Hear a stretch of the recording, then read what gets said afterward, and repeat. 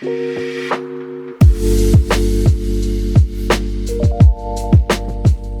just finished up with an 8-week body recomposition phase where I was focusing on losing a little bit of body fat while training for my first ever running road race. And now we're a couple weeks into my second muscle gain phase of the year that's going to carry me through the fall. And this is always one of my favorite phases to be in because the faster progress in the gym is always so much fun. So we're about to head to the gym for my second full body session of the week, and I'll catch you there.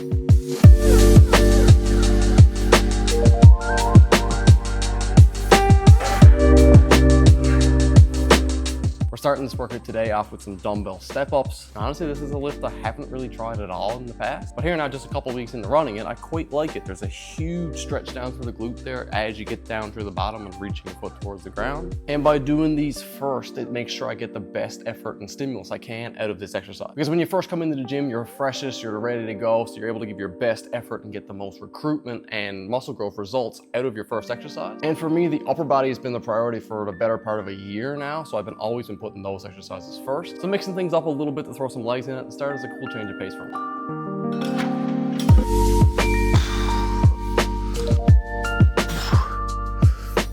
These hip thrusts are another new addition to the program for me, even though I program these a ton for my clients. The only issue with them is they take a nice bit of time to set up, which I guess is probably why I haven't had them in my own. But arguably you can't beat them for your glute development, and I've recently started adding in this wedge under my feet too to target the glutes even more. So if you haven't, give that a go. Definitely would suggest it. And these are a fun one to load up too, because you can load the bar pretty heavy and move a lot of weight, which is good for the ego. We got a nice 15-pound jump on this exercise too from last week, which is exactly what I was talking about when I say this phase is really rewarding in the gym. Training just feels better in here, you got more energy, and therefore you're able to push the lifts a little harder, see progress faster, and then therefore build muscle faster. And that's really the missing piece for the majority of people. Most everyone has dieted for a period of time in their life, but a lot less have gone through a consistent phase like this where you're focusing on building muscle and really pushing your training hard. But that's exactly what's going to build the muscle and definition that you're after and keep your metabolism high enough long term to actually keep your fat loss results around. Most people just focus on ticking the boxes during the diet and the fat loss phase, but then treat the end of the diet as a permission to just ease off everything else. And don't get me wrong, some ease off there in terms of food and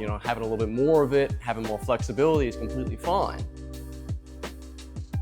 And that's what you would expect, but that effort has to go into the training then and not just disappear altogether. Because if you don't treat the muscle gain phase with that same effort, you're never gonna build the definition and the true look that you're actually after. Because if you bring in that extra food without the extra effort in the gym, that just means it's gonna be extra fat. And without the harder training, there's also no more muscle build. So then in 6 months' time, you're right back to where you started before the diet, and the cycle repeats. And this is the phase I'm helping a bunch of my clients through right now over the summer. And I just made a video about how me and my client Cynthia are doing just that. So if you'd like to watch that after this video, it'll be linked down below.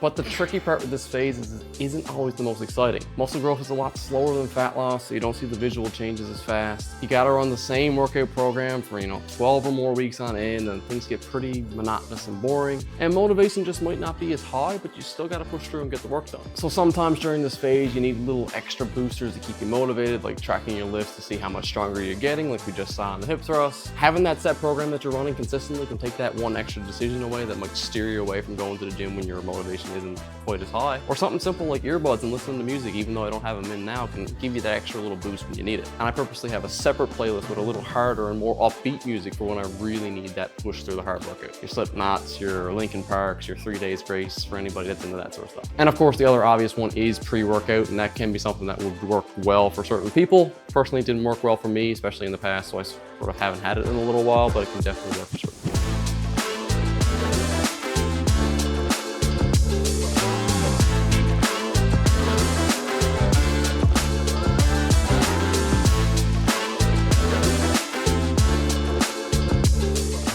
And that's the session. I just gotta clean up after myself now, and then I'm gonna head to the beach to watch the sunset to cool up the evening. I really enjoyed this session, and this one out of the 3 is quickly becoming one of my favorites. And that enjoyment piece is the main lesson here, and I think one of the most important factors for getting results out of this phase long term. Falling in love with the gym and starting to view yourself as someone who comes here consistently and makes it a priority has to outrank eating as little as possible if you wanna keep your results long term. And I don't think without spending at least 6 months, 12 months, or multiple years focusing on a gaining phase where you're training hard consistently multiple times a week and eating at maintenance calories or above, above, that you'll ever fully understand the enjoyment that you'll get from seeing those numbers go up in the gym consistently every single week after they've plateaued for a little while. And a few months down the line, finally seeing that definition being built and keeping your metabolism high enough to sustain your results long term. And that's why I put so much emphasis on this phase with my own clients after we've lost the weight. And with that, if you'd like a step-by-step guide showing you exactly how to lay out a sustainable fitness routine like this, the link to download it will be in the description below. And I hope you liked this video, and if you'd like to see more like it, hit subscribe, and I'll see you in the next video.